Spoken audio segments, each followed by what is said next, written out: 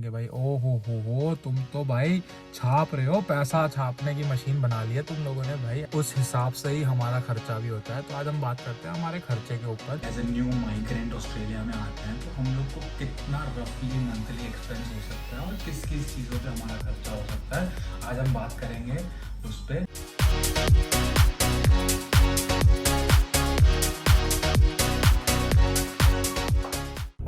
Hello guys, very good morning. This is your Mayur Khemchandani. Welcome to my YouTube channel. तो अपना काम हो गया है ख़त्म और हम आ चुके हैं घर। बस घर के बाहर बैठे हैं, थोड़ा गाड़ी में थोड़ी बारिश हो रही थी तो मैं बोला नज़ारे देख लेते हैं, बोलते हैं ना। तो 2-5 मिनट यहाँ बैठते हैं और बात करते हैं किसी चीज़ के ऊपर। मैं सोच रहा हूँ आज बात करें हमारा खर्चे के ऊपर। भाई हम लोग इंडिया में बोलते हैं कि भाई ओ हो तुम तो भाई छाप रहे हो, पैसा छापने की मशीन बना ली है तुम लोगों ने भाई। ऐसा कुछ भी नहीं होता।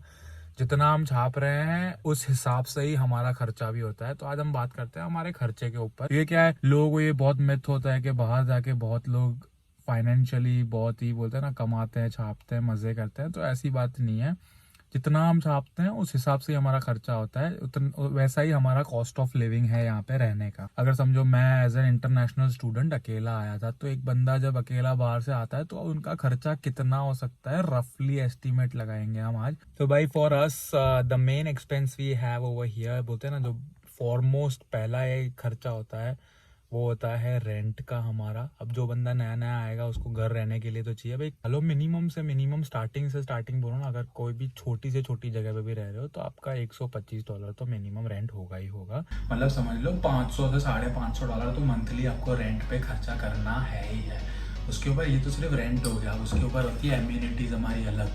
भाई इलेक्ट्रिसिटी हो गई, गैस बिल हो गया, इंटरनेट हो गया, वाटर बिल हो गया, इन सब के पैसे अलग लगते हैं। तो धीरे धीरे करके अगर बात करें तो इलेक्ट्रिसिटी, अगर आप हम जो शेयर्ड हाउस में रह रहे हो तो आप $60 to $70 मंथली आप उस इलेक्ट्रिसिटी के गिन के। और गैस का बिल समझ लो, अब गैस के बिल में क्या डिफर करता है, अगर आप विंटर में और गर्मियों में बहुत डिफरेंस होता है। भाई विंटर में हमारा गैस का बिल ज़्यादा आ जाता है क्योंकि हम बोलते हैं ना बॉयलर यूज़ करते हैं हर चीज़ के लिए। पानी, गर्म पानी चाहिए, घर में हीटर चाहिए चालू, तो वो सब यहाँ पे गैस पे चलता है। तो गैस का बिल हमारा ज़्यादा हो जाता है ठंडियों में। और वैसे गर्मियों में देखे जाए तो गैस का बिल कम हो जाता है क्योंकि हम गैस कम यूज़ करते हैं, हम लोग को हीटर की ज़रूरत नहीं पड़ती और बोलते हैं ना बॉयलर्स की ज़रूरत नहीं पड़ती गर्म पानी वानी। बिल, वाटर बिल भी आप समझ लीजिए डिपेंड करता है कि आप कितना पानी यूज़ करते हैं एज वेल एज वेस्ट करते हैं।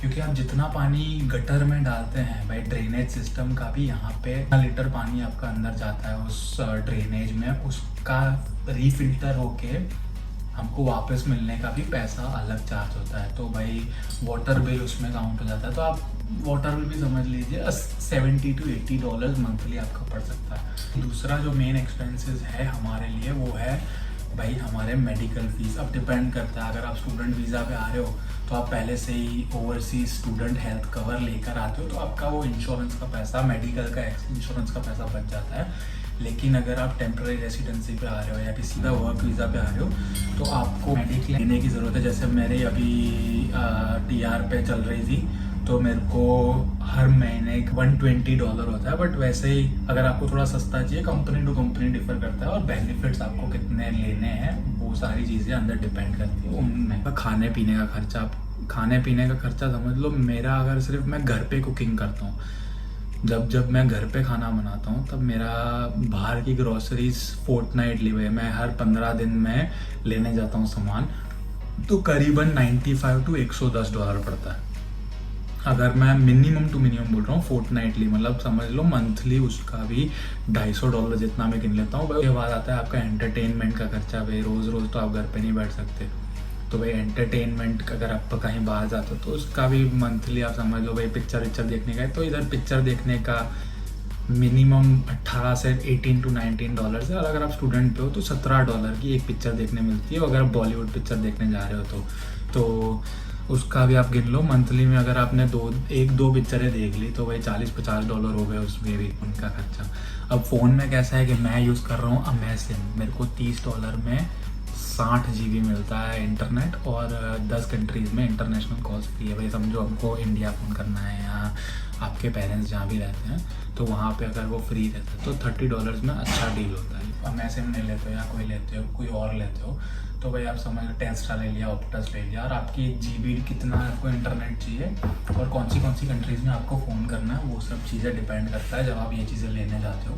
तो मेरा वाला $30 में पड़ता है, लेकिन हो सकता है आपको 40-50, तो मिनिमम समझो ना 40 to 45 लगा के चलो अगर मोबाइल का खर्चा हो गया। या तो अगर आप देखने जाएँ, अगर मंथली मिनिमम आप अगर देखने जाओ तो आपको अगर सारी चीज़ें मैं गिनूँ तो मेरा मिनिमम 1200 से 1500 रुपये का खर्चा होता है। तो लोग इंडिया में सोचते हैं ना कि अभी हम बहुत कमाते हैं, एकदम दिल खोल के कमाते हैं, पर हाँ कमाते भी हैं, बट उस हिसाब से हमारा कॉस्ट ऑफ बोलते हैं ना स्टैंडर्ड ऑफ लिविंग और कॉस्ट ऑफ लिविंग भी बहुत हाई है यहाँ पर भी। और जो भी बंदा नए आ रहा है प्लीज़ ये वीडियो देखिए, अगर आपने सब्सक्राइब नहीं किया है तो सब्सक्राइब कर देना, लाल बटन जो नीचे है उसको दबा देना, उसको ग्रे कर देना, और बहुत सारी अपडेट्स और भी आएंगी, तो जुड़े रहें, हमेशा हमारे साथ रहें, क्योंकि मेरा 500 सब्सक्राइबर्स का भाई गोल है, वो करवा दो कंप्लीट हमारे साथ रह के। और धन्यवाद है आपको। हम अभी बनाते हैं खाना और बात करते हैं आपसे।